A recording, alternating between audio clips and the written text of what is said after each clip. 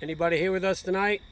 Anybody ever hear of General Stonewall Jackson? I'm Babs Melton. I'm the director of Hubbs Hill Battlefield Park, which includes the Stonewall Jackson Museum and Crystal Cavern. We took part in 9 battles during the Civil War, Jackson's 6 battles of the 1862 Valley Campaign. We had our own little battle here, the Battle of Hubbs Hill.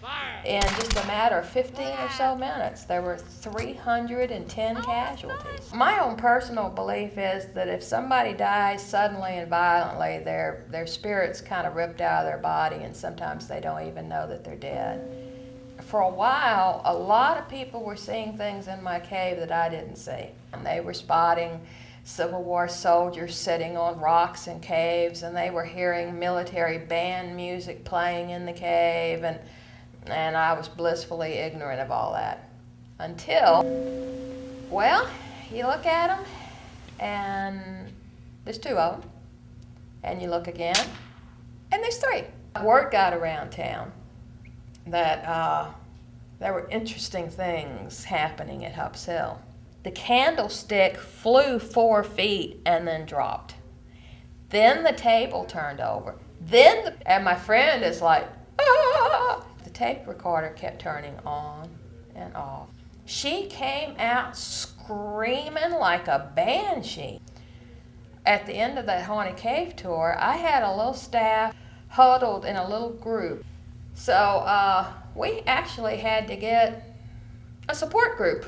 Now, when I hire people, I ask them how they feel about ghosts. I don't remember how I met Carl. It was all cold in a thin line right across this section right here.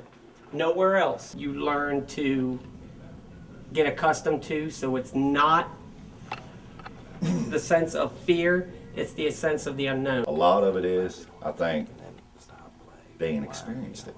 You know what I mean? You know, the way we look at it is, we're supposed to be here till dark, and at dark, they want the place, and it's time for us to go home. That's what you want to call an orb.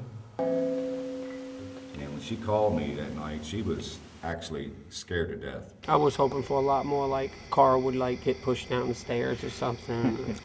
These caves are awesome.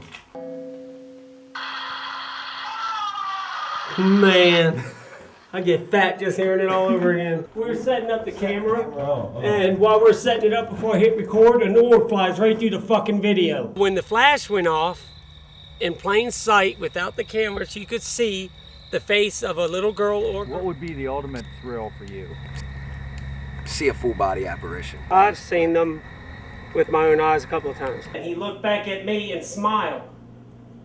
Closed up his hand, and I could see a little M&M hanging out of the bottom of his hand. Shot up into that corner and just dispersed. From the waist down, it looked like it was a fog, but it looked like the dripping fog, like the mist that drips off you see in the horror movies.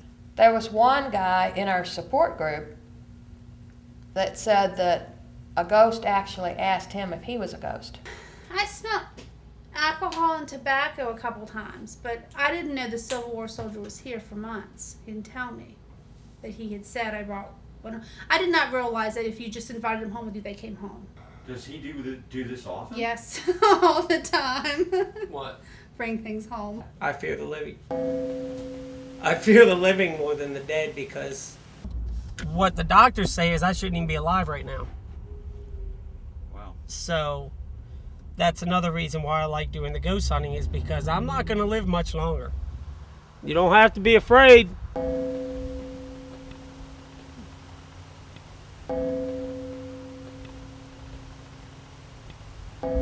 Come on up here by the fire pit. Talk to us for a little bit.